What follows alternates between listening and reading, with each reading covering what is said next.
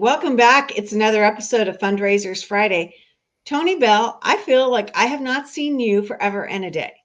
It feels like forever. I couldn't agree more. You had a power week. I mean, you had all kinds of great content happening. And so we were on just a little bit of a hiatus for Fundraisers Friday while you dove into all those other important topics. And here we are again. But it felt like it was forever. I missed you. I missed you too. And I always think, like, what would Tony say about this? And how would Tony respond? I mean, I really believe that you're one of the great minds and thought leaders in our nation of the nonprofit sector.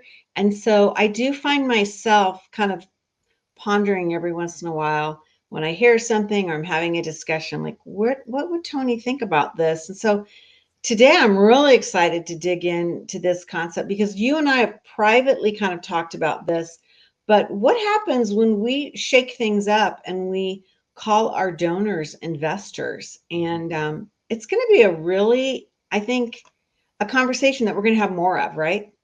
Yeah, I think so. When I shared this episode on LinkedIn yesterday or the day before, I referenced how I kind of use investor now as standard language versus donor in my conversations. Because for those of you that may have picked up a copy of The Architecture of Fundraising, which we'll talk about, you'll see that all of our chapters say donor, donor, donor, donor, and not investor. That's because the market's not ready for us to call donors investors 24/7, right? Um, but in a lot of my conversations now, it's pretty much standard practice for me to speak of donors as investors. And so I'm so excited about this conversation. Okay, I'm going to witness to you and to our entire community that watches the nonprofit show. We have about 2,000 people a day that come to us 7 days a week, 24/7. I'm going to really work hard to say investor because I think that you're right. This is the way that we need to go. And so it'll be a really an interesting way for me to retrain my vocabulary. We don't need to retrain our vocabulary when we talk about our presenting sponsors because they are what allows us to be here. And they include Bloomerang, American Nonprofit Academy, Staffing Boutique, Holdings Nonprofit Banking, Interim Executives Academy, Your Part-Time Controller, of course, Fundraisers Friday, and JMT Consulting. I'm Julia C. Patrick, CEO of the American Nonprofit Academy. Yay, team! I'm back. The band is back together, Tony. Tony Beall, CEO of Mr. Nonprofit Consultancy. Again, could not ask for a better person to have these weekly conversations with. And I want to briefly talk about something you mentioned, and that is the architecture of fundraising. We, along with our producer, Kevin Pace, took content and concepts from more than a year of Fundraisers Friday and came up with this book over the summer. I'm not a good collaborator. I'll man up to this. And it was really fun, Tony. You really stretched me, and it's a continual process. But Well, when I would have never known that you're not a great collaborator. And I think one of the reasons why this worked out so well is this was not the brainchild of either one of us. So, true. so neither one of us had this, like hard stake in the ground about this book and what it should, be called and what the cover should look like. It wasn't born from us. It was presented to us from Kevin as a concept, like you said, based on many, many conversations that we've had on Fundraisers Friday. So I think that helped. But we also did something really important, and we defined our lanes going into it. We both really knew who was going to take the lift in this area and who was going to take the lift in this area. And I think defining all of that up front with any collaboration really helps. Yeah, that's a beautiful way to put it, in a great lesson, because as we have spoken about, and we're talking about this across the sector, the push for collaboration is really coming from funders, institutional funders, community foundations, things of that nature. And so this is the reality. Understanding how to collaborate um, is really important. And I think it's something that we've kind of lost. We need to refine, and that goes across civil society too. Don't let me get started on that. But I mean, collaboration is kind of become a lost art. Well, we had a big win on our side, Julia, in that we trust each other. And so trust is a huge part of successful collaboration. And so it wasn't hard once we were like, I'll own this and you'll own this, for me to just feel great about that. Because there's so much trust I believe that we have with one another, and and including Kevin in that conversation, of course. Yeah. Well, you know what? That kind of pokes me a little bit to maybe work on an upcoming episode about collaboration. I mean, maybe we should explore that a little bit more fully because, a lot of times fundraisers are in the center of the storm, right? And being Mhm. pushed. And so we probably need to really be looking at that. But today we're going to talk about donor versus investor, or if you want to say philanthropic investor. Um, Really interesting to think about the word donor and where it comes from. And a little sleuthing we came up with, it's from the Latin root donare, which is to give or gift. And I find that really fascinating because it kind of sets the stage. It really does set the stage, and we'll talk about the differences. So it's pretty easy right now when you think donor. So I Mhm. donate blood, so I'm a blood donor. Yeah. I donate clothing to whichever nonprofit, so so I'm a donor, and these things happen altruistically in many cases under the word donor, because we aren't necessarily expecting much back, and we're going to talk a little bit about that as well. But I want folks, as we go through this conversation today, to think about donor, and when you are donating, you are releasing. Yeah, I love that. And we'll talk Um, about how investor is a little bit different. It doesn't mean that altruism doesn't exist when we mhm. talk about an investor. It's just a little different, Yeah, no, and well, it frames it up differently, right? for So then sure. let's go into that word, the Latin root, since we talked about donor and we talk about invest. It comes from investire, and that means to clothe or to furnish power. It has a more, I think, more of a power dynamic and expectation. As you mentioned, donor, it's like that. I'm going to release. You used that word. It was just fascinating. But when you invest, you expect something, don't you? Yeah, and that's why I wanted to be clear when I said altruism still exists Mhm, under the terminology investor, but the mhm. relationship is different. The expectation is different from someone who views themselves as an investor. And for those that we may begin to hold up to the title investor, when they have historically been held up to the title donor. Yeah.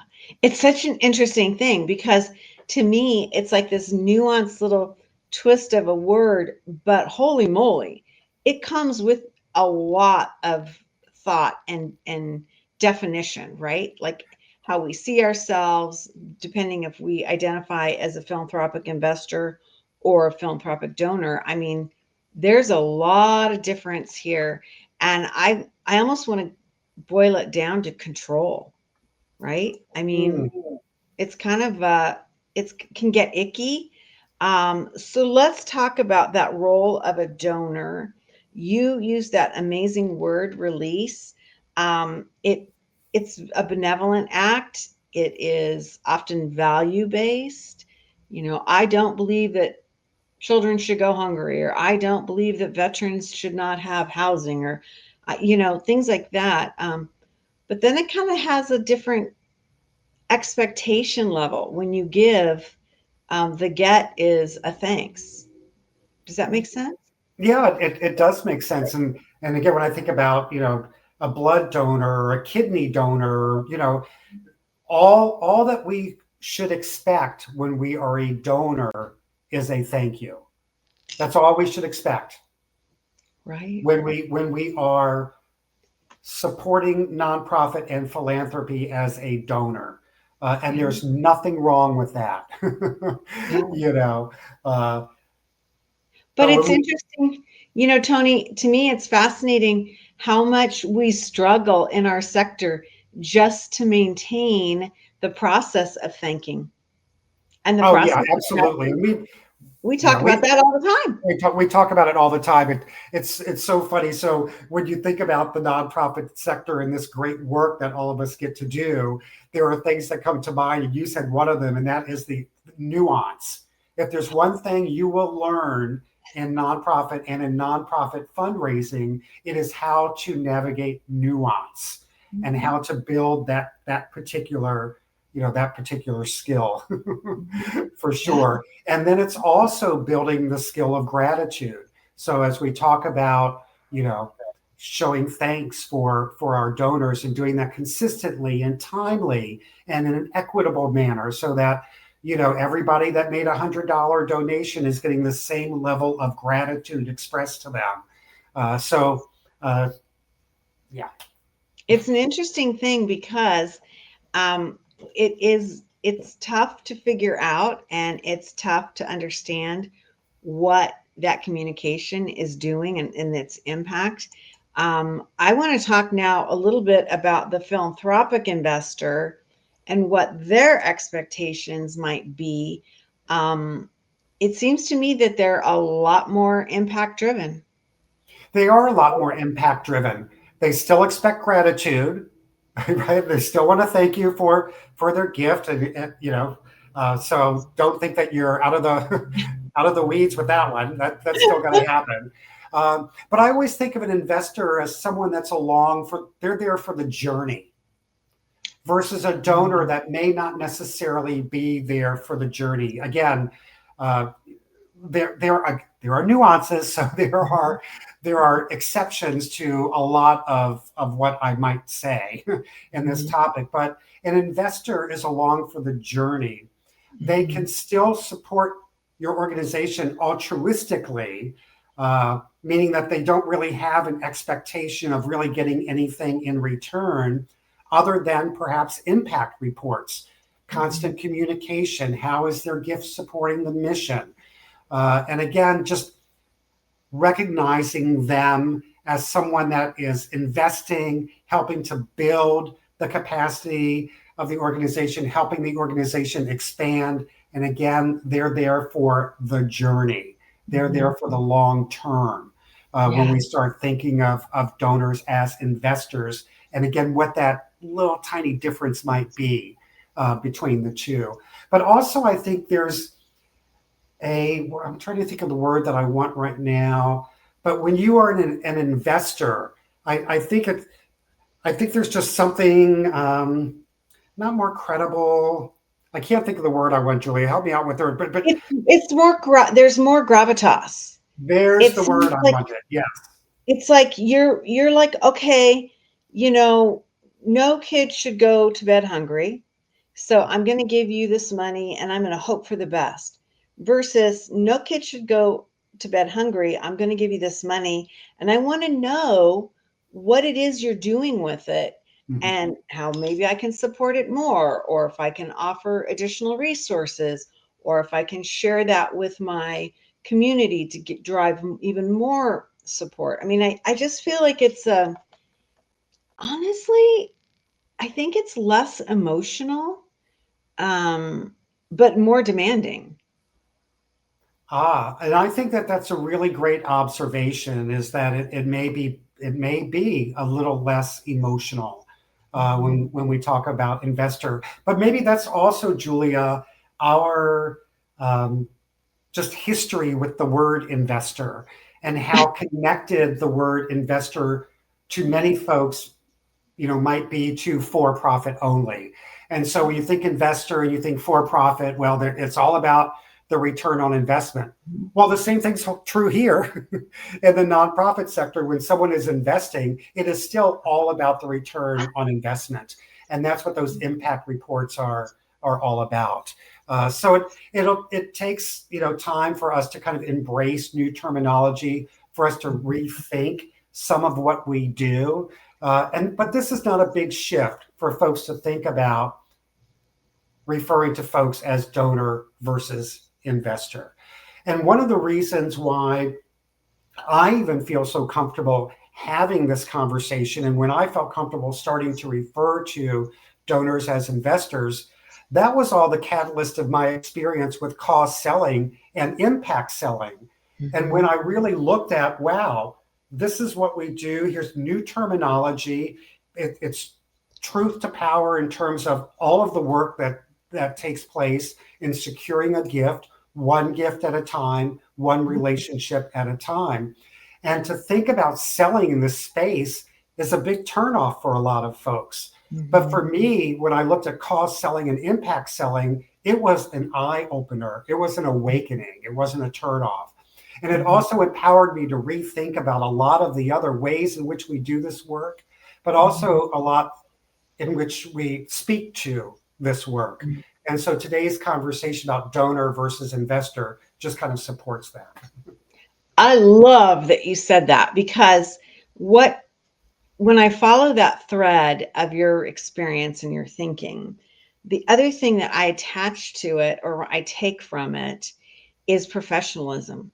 You know, hearing you speak that way, it makes it even more, it makes the profession of the fundraising part of our sector more valued, more, we need to focus on education and training and measurements and the things that are professional, as opposed to just somebody who can go out and quote unquote twist some arms, right?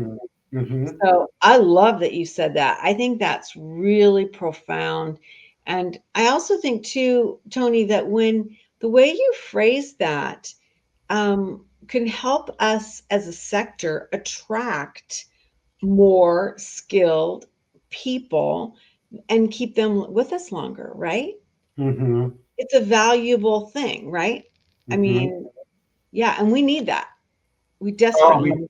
we definitely, yeah, we've been having that conversation here in our local market a lot over just the last few weeks around the talent pool. There are so many organizations here looking for fundraisers and a director of development, and there isn't a talent pool.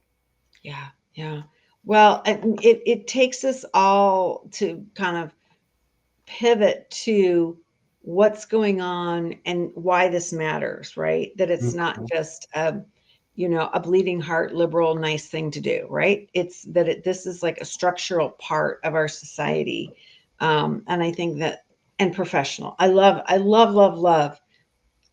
elevating that. I think that Oh, just is like so important. yeah, well, that's one of the reasons why we connect so well in this space, is we both have such a passion for the professional aspect of the work that's being done. And that's why, Julia, thank you. I mean, the nonprofit show plays such an important part in lifting up the professionalism of the sector, and providing opportunities for folks that may be considering transitioning from one career to another. They're on YouTube. They're like, oh, what's this nonprofit show? Oh, da, da, da. And now they're learning about the sector and thinking, hey, I have skill sets that match, Yeah. a lot of what's needed there. And maybe now's the time is right for me to change careers. Yeah, Who right.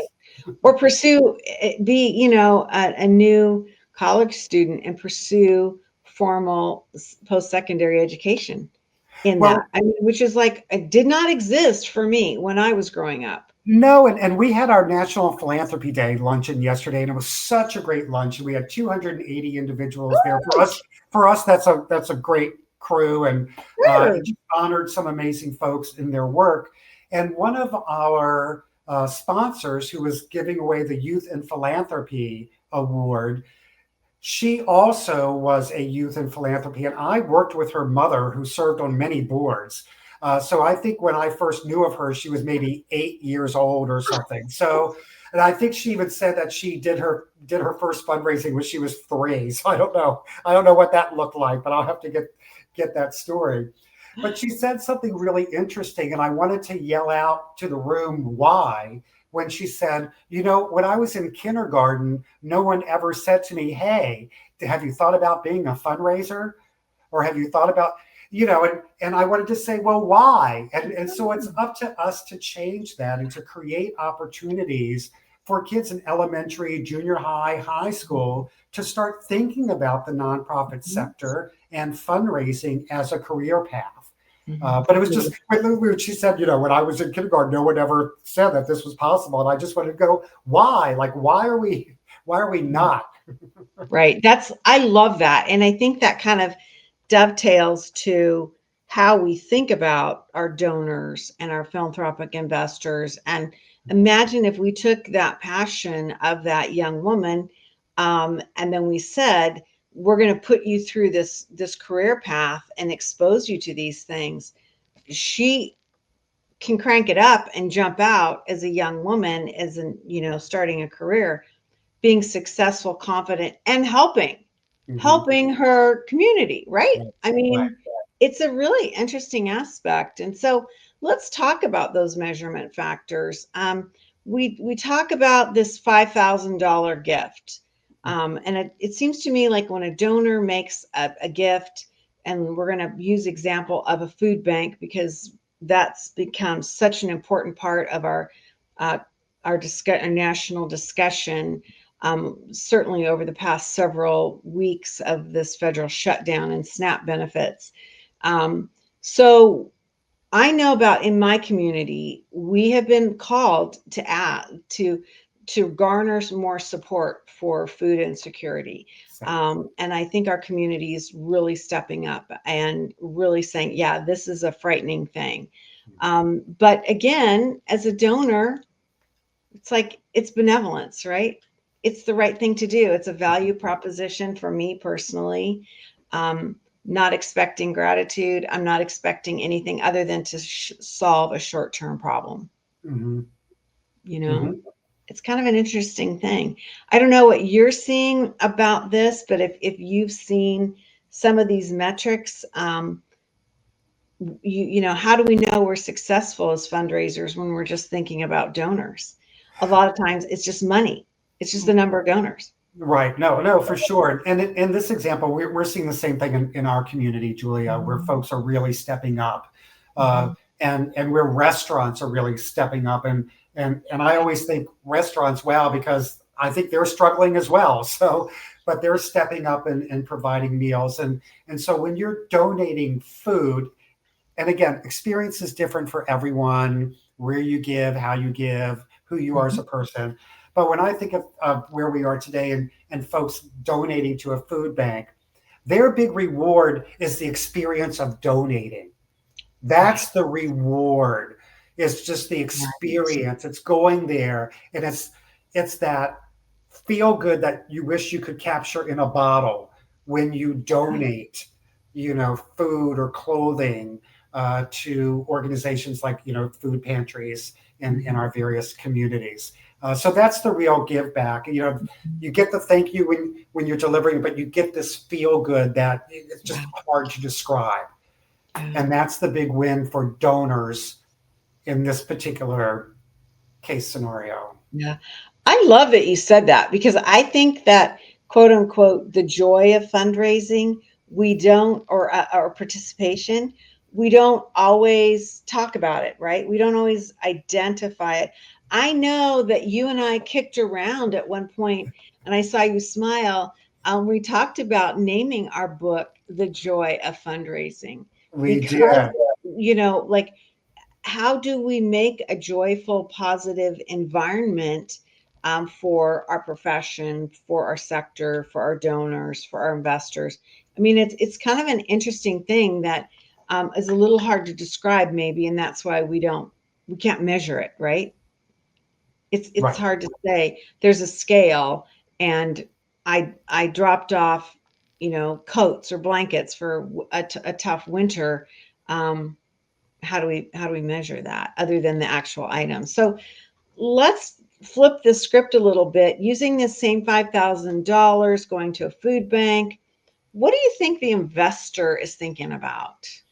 All of the things that we've mentioned in today's conversation around impact, proof of the project, how many people were were served, how many meals were delivered, or how many, if I'm donating $5,000 to a food bank, depending on the food bank, they may have partnerships where they're purchasing food. So how many pounds or tons of food, tons of food were purchased with my $5,000.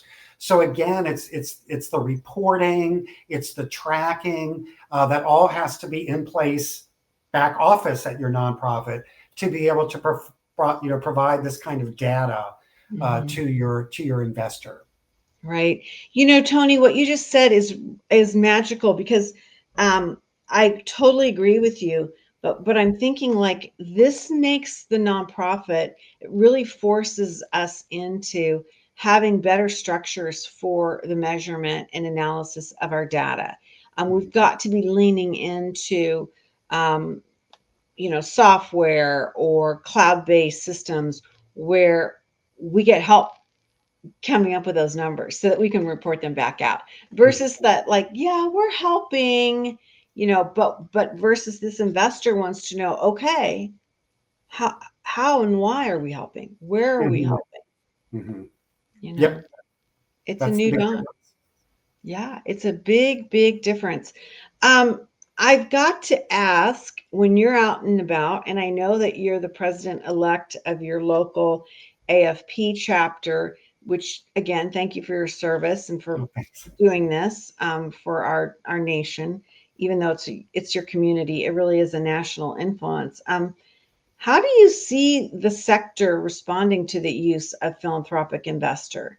I mean, do you think that they will be like, whoa, what does that mean? Or is that like a little jarring? Or what are you sensing? No, I don't think that it's going to be a big shift. And there are community foundations that already use this kind of terminology when they're, looking at creating donor advised funds and, looking for families to invest in the foundation. So I don't know that it's going to be a controversial kind of topic. I think as folks look at, especially their larger donors, they'll start looking at those, I think, more closely as an investor and how they can kind of shift not only their terminology, but the way they think about it. And that's also a shift in the way that the donor feels about themselves now as an investor. So there's going to be a shift in the thinking and the way that the individual feels when they are referred to as a donor versus an investor. Yeah, I agree with you. I think that's a great comment. And as we've talked about this today, I mean, each one of these descriptors comes with a different set of values, right? Or attitudes. Yeah, And for so, sure. It's it's back to the nuance that we talked about.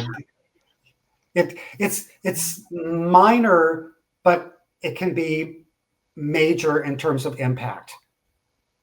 yeah. I think it's a subtle thing that speaks volumes about next gen donors. I feel like this is one of those things that is very tied to our different generational and demographic groups of donors and investors. And this is just my opinion, but it seems to me like this donor benevolence aspect is much resonates more with our older population, and then the younger population that's much more data driven and technically oriented. They're going to be want more of that impact. They're not going to be wrestling with the checkbook because of emotions necessarily. Right.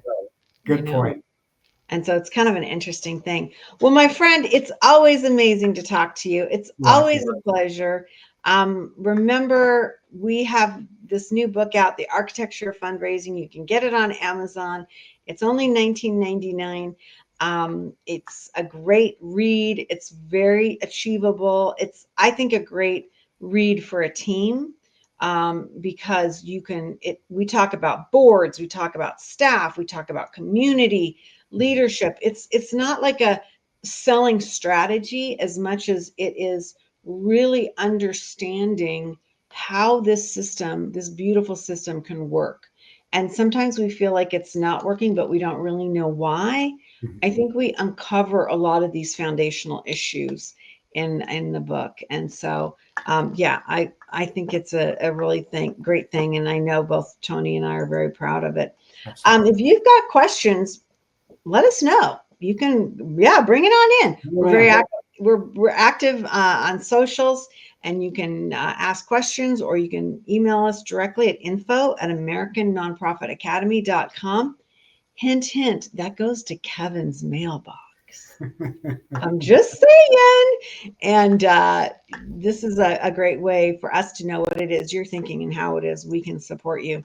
Yes. We get support here each and every day from our presenting sponsors. They include Bloomerang, American Nonprofit Academy, Staffing Boutique, Holdings Nonprofit Banking, Interim Executives Academy, Your Part-Time Controller, Fundraisers Friday, and JMT Consulting. These are the folks that stand with us day in and day out with the Nonprofit Show and Fundraisers Friday.